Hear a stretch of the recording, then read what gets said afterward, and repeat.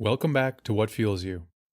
Today we continue our summer series of condensed episodes with Shauna's 2019 conversation with Jeremy Lott, president of SanMar.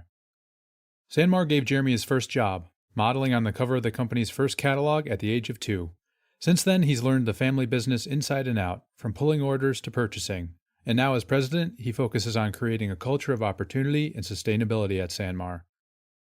In this recap episode, Jeremy discusses SanMar's philosophy that products should make positive impacts, and he talks about how family values can lead to success. Thanks for listening. I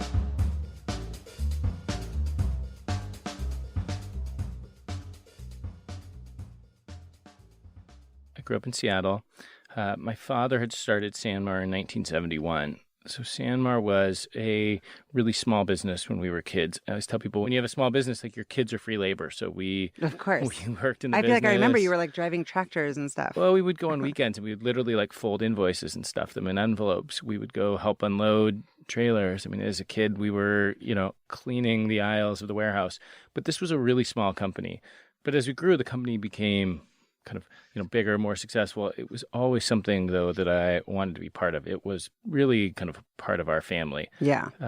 It's all one and the same. It's like there is no separation when it's that small. Exactly. And I mean, I tell people I've worked at SanMar since birth, which is partially true. If you look at the very first catalog we ever did, which was about 1979, there's me riding a tricycle on the cover of it. I was very aware that yes, there'd be this opportunity, but I wasn't going to come in and run this business. And I really had to prove that I could kind of be successful. So there was a couple of things. Hard work was, I think, my dad's ultimate value. I think in the way he grew up, the way his father grew up, hard work in itself was a value and really tried to instill that kind of in us. And so there wasn't this idea that I could just come in and run the company. That you'd have to prove yourself and kind of start at the bottom, sweeping floors, quote unquote. Right. Yeah. I mean, so we worked there in summers and in high school, but after college, I knew I had to. Not only did I have to, it was an expectation from my family, but it was something I wanted to do. I wanted to be able to be successful on my own outside. So I went into investment banking. This is like late 90s, so I'm doing tech investment banking. You might as well, if you're going to go big, just go huge. Right. Investment banking, crazy. So it's a terrible job. Anyone who's done it thinks it's a terrible job. Yeah. They look at you as like a copy machine, and they're like, how hard could we work this resource it's like a rite of have? passage. Yeah. So but it gave me a lot of confidence. It gave me the ability to know I could do something on my own. When you work for your family business, you get to the point where it's like your dad signing your paycheck. And so you have to have this sense of accomplishment that I know I could be successful on my own. So I did that for 3 years and then went to Kellogg at Northwestern and got my MBA. Yeah. So you went back and got your MBA. Was that something that you felt was a necessity, or was it something that was giving you space to kind of figure out what role you would want to be maybe pursuing within SanMar, or like why? So I was telling people who are interested in getting their MBA, I think it's a huge investment in time and money in kind of key career years. So it really has to help you move from like where you are today to where you want to go. And if that's not what gets you there, then I wouldn't suggest an MBA for everyone. I think for me, I felt like it would give me one, credibility coming into the business, that I'd had that. And then two, if you look at the coursework I took, it wouldn't make sense to anyone else, except it made sense for me going into the company that I was in. But the biggest value I took from my time at Kellogg was I got to know a guy named John Ward. And John was a professor there who ran the Center for Family Business. And he is like the dean of family business as something that was studied in business schools. He actually just retired last year. And I got to know John really well, and through him really thought a lot about how I wanted to come into the business and how I wanted to kind of shape my career. That's a gift to meet someone like that. That's amazing. It was amazing. So SanMar manufactures and sources mostly clothing, but we do bags and hats, accessories like towels and robes around the world. Wait, did you say robes? Robes. I need a robe. We do nice robes. We warehouse them, and we sell them to people who put logos on them for corporations, for schools, for teams, anything you can imagine. I'm gonna get fuel talent robes. Be like, get out of my way. That's awesome. Anything you can imagine with a logo on it. That's what we do. We don't actually logo the product. Our customers are either the people who logo them themselves or send it out to a third party. So when I want logos for my company and I reach out to one of the many people who provide swag. Yes. They're then going to you to get the original garment. That's or right. the SKU. How many SKUs are there? Well, we carry, I don't know, close to 90,000 SKUs today. Okay. And what's the best selling? The best selling is the PC54, basic white t-shirt. Yeah. Basic t-shirt. Yeah. And that retails for like $15? I wish. I mean, we sell that t-shirt for about, $1.70 today. No, but like what can I get it for?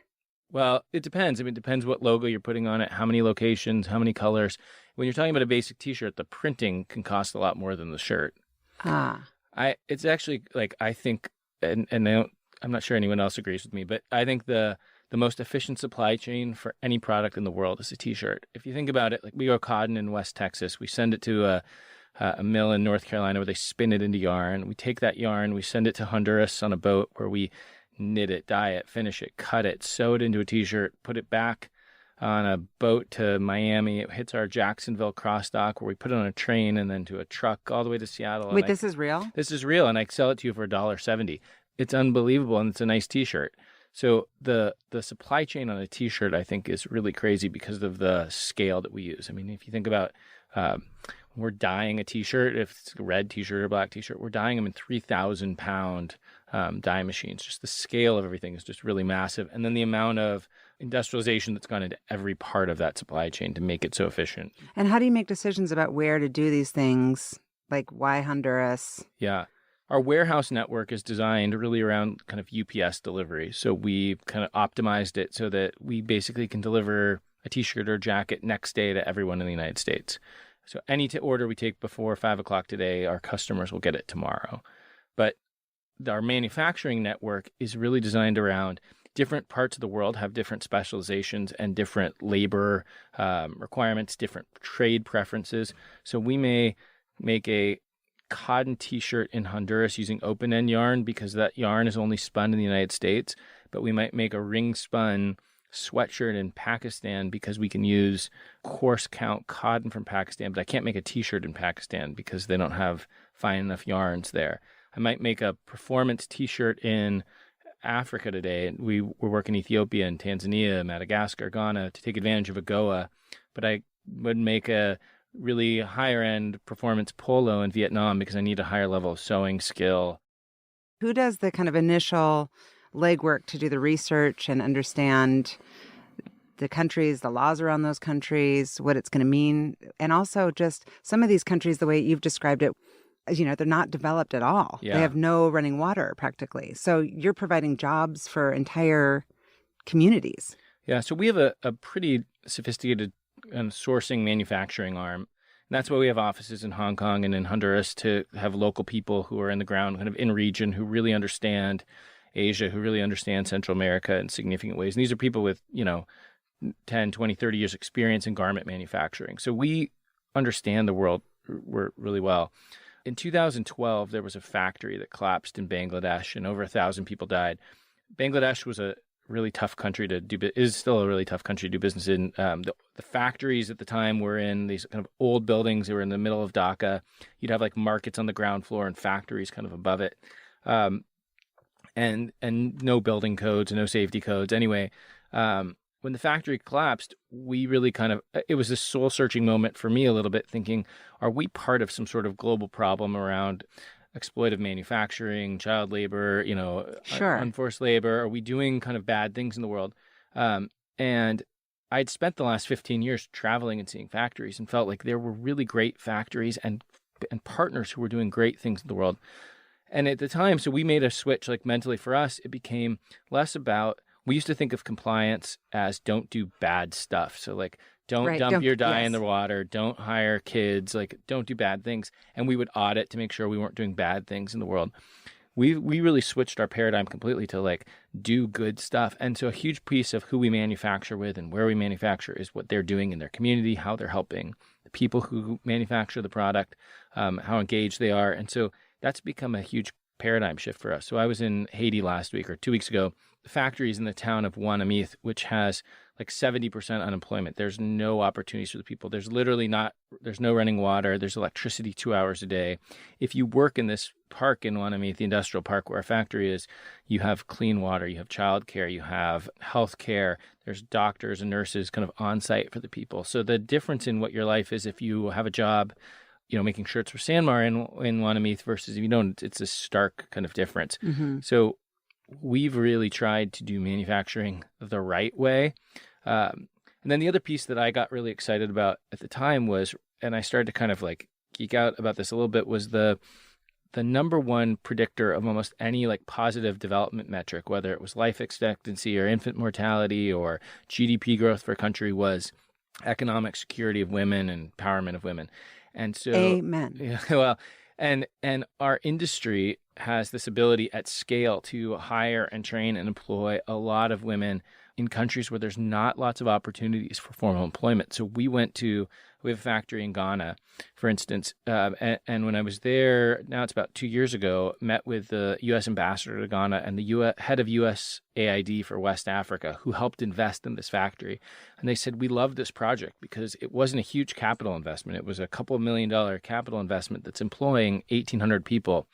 And the ambassador said to me, most of these women, if they didn't have this job, they'd be head porters. And I said, well, what's a head porter? And he said, literally Like carrying things on their head. on their heads. And so in a place where there's really no opportunities, this factory has provided them. And it was kind of cool. I don't know if you remember last year, Melania Trump went on her first solo trip overseas. She went to Africa, and her first stop was in Accra in Ghana. And she went the first day to this factory. Just 3 weeks ago, a month ago maybe, Nancy Pelosi led a delegation of congressional Democrats to Africa, and the first place she went was to this factory. So it's a bipartisan factory, but it's been they've used it. USAID has used it as kind of a showcase of for sure, like how development can work. Culture had always been really important to us, but when the company was smaller, you just showed up and you saw the way Marty worked, and you just lived it. We didn't really talk about our values. As the company had gotten bigger, I thought it was important for us not just to kind of to be able to articulate these values in a more clear way and say, here's what's important to us, here's what we believe in. And so we got together people from all over the company, people from every one of our warehouses. We brought everybody to Seattle, and we sat in our biggest conference room, and we just started talking about what were the values that we thought, not where we necessarily wanted to be, but where what words remind you of how you feel when you work here. That's right. And so we started talking about certain things. We hadn't like this number 5 in our head because that's what we wanted. We ended up with 6 because we couldn't decide. It was a really cool process, and it was absolutely something that's been, I think, really helped transform the way we business. Like one of our core values is make a difference. Well, that coincided with what are we doing in these communities for the people who make our product? What are we doing for our customers? One of ours is invest in each other. So we think a lot about how we can do mentoring, how we can do training, how we kind of can build our employees and hire from within. So we really, we try to live these values kind of every day and make them something that's not just, a poster on the wall, but something that's really important to us. I was talking one time to a banker, and I said to them, we don't have any contracts with our customers. So they can buy from me today, buy from somebody else tomorrow. I don't really have any intellectual property. Like I don't have a patent on anything. My products aren't that differentiated. You can buy a blue Polo from me and one from somebody else. I tend to be more expensive than my competitors. And he said, okay, well, that's all great. How have you gotten to the size you have? And I said, because we are laser focused on taking care of our customers, and that our customers know that. And at the end of the day, I think they actually make more money buying from me than they do from someone else because we care kind of so much about their success. And that takes people to do that. So if I really take care of the people who work at SanMar, they take care of our customers. And so that's a huge piece of my job, is taking care of our team so that they can take care of our customers. I think the people, though, who have like really risen to kind of the most senior levels at SanMar are the people who recognize that like you don't need a ton of kind of hand-holding along the way, that they are almost entrepreneurs in their own right. And that my job is to like give them guidance, to give them resources, and to help them kind of build their business. We've been really innovative in things we did. 10 years ago, if you said to me you'd own manufacturing in Central America, I'd said you were crazy. Today we've got 12,000 employees there. It's amazing. We invested last year in a yarn extrusion facility making polyester yarn. Never in my wildest dreams would I think we would do those things, but they've kind of made sense along the way. It's been really exciting, but that's not been driven by me necessarily. It's been driven by a team that kind of really sees a future. And it's my job to kind of say, well, it's good that they feel safe coming to you, and that also that you're saying, hey, no idea is off the table. Absolutely. I think that's what's great about SanMar. I think if you come there waiting for somebody to tell you what your job is, it's the wrong place. If you come there and say like, hey, I'm going to go create this, it's an amazing place to work. Yeah. And I also can see, probably because your brain is always going, that you would probably be bored if you were just doing like business as usual. Like the fact that you're still learning this far into the business and you will continue to learn, I think will keep you young and engaged and continue to be so psyched about the business. I think if you're not learning and growing, it becomes, it'd be really tough for me. I think the good news for us is the way we think about sustainability and apparel kind of supply chain also is how we think about managing costs in the apparel supply chain. So we think about things like power and water and how much water we use, and those things can actually work together. So I'll give you a couple of examples. In Honduras, we have the largest solar array in Central America on the roof of our building.